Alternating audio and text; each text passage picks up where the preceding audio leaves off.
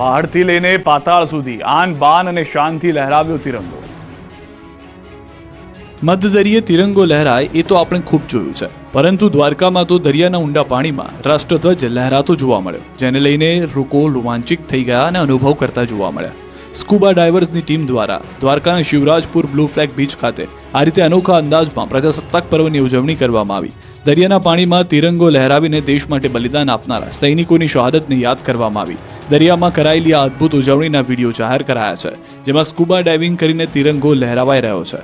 આ તરફ દેવભૂમિ દ્વારકામાં 76માં પ્રજાસત્તાક પર્વની ઉજવણી કરવામાં આવી. પવિત્ર ગોમતી નદીમાં ભડકેશ્વર ગ્રુપ દ્વારા ઉજવણી કરાઈ. નદીના પટમાં બોટમાં બેસીને રાષ્ટ્રધ્વજ ફરકાવવામાં આવ્યો. પવિત્ર ગોમતી નદીના સ્નાન કરવા આવેલા ભક્તોએ પણ ઉજવણીમાં ભાગ લીધો.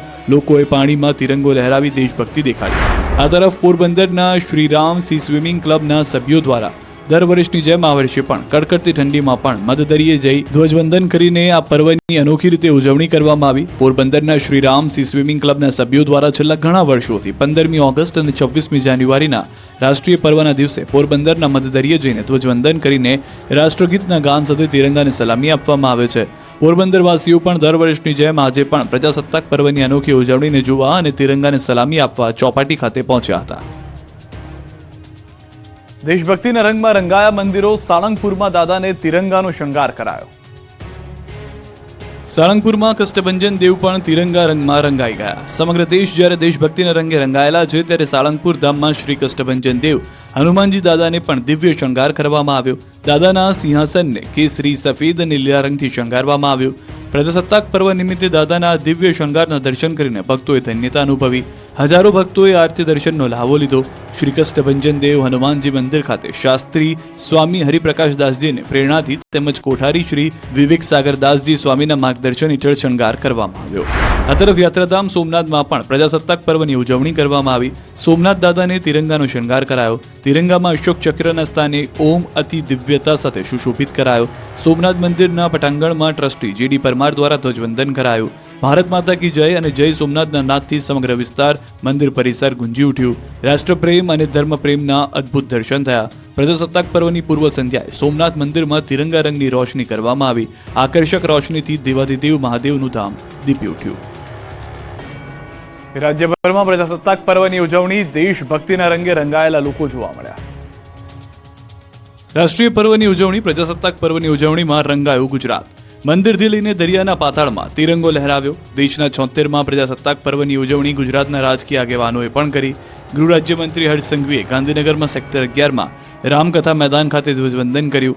બાદમાં ખુલ્લી જીપમાં સમગ્ર પરેડનું નિરીક્ષણ કર્યું. તો અમદાવાદ શહેર ભાજપ કાર્યાલય ખાનપુર ખાતે ધ્વજારોહણ કરાયું. પ્રદેશ કોંગ્રેસ કાર્યાલય પર પ્રદેશ કોંગ્રેસ પ્રમુખ શક્તિસિંહ ગોહિલે ધ્વજવંદન કર્યું. તો આ તરફ અમદાવાદ શહેર પોલીસ હેડક્વાર્ટર શાહીબાગ ખાતે અને ગુજરાત હાઈકોર્ટમાં પણ 76માં પ્રજાસત્તાક દિવસની ઉજવણી કરાઈ. બોલિવૂડ એક્ટર આમિર ખાને પણ સ્ટેચ્યુ ઓફ યુનિટી ખાતે ધ્વજવંદન કાર્યક્રમમાં હાજરી આપી.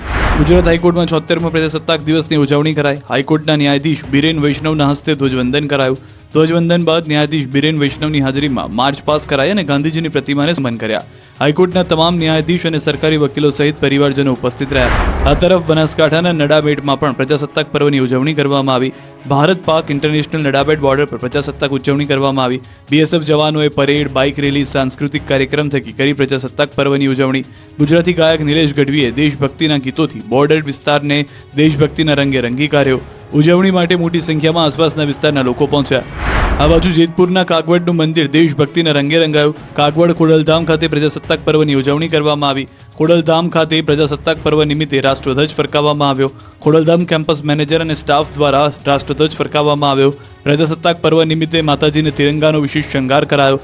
માતાજીને ફૂલો અને વાઘાનો વિશેષ શણગાર કરવામાં આવ્યો.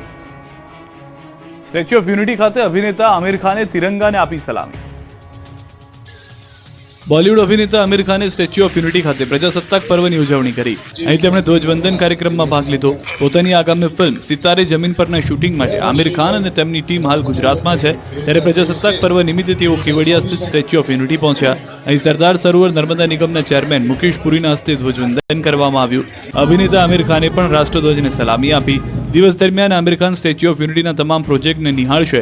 આ પહેલા ડભોઈના સુપ્રસિદ્ધ યાત્રાધામ કરનાળી ખાતે આમિર ખાને રાત્રિ રોકાણ કર્યું. અહીં પરિંદુ ભગત કાકુજીના ફાર્મ હાઉસમાં રાત્રિ રોકાણ કર્યા બાદ તેઓ ધ્વજવંદન સમારોહમાં પહોંચ્યા હતા. 8 દિવસથી તેઓ શૂટિંગ માટે વડોદરામાં રોકાયેલા છે.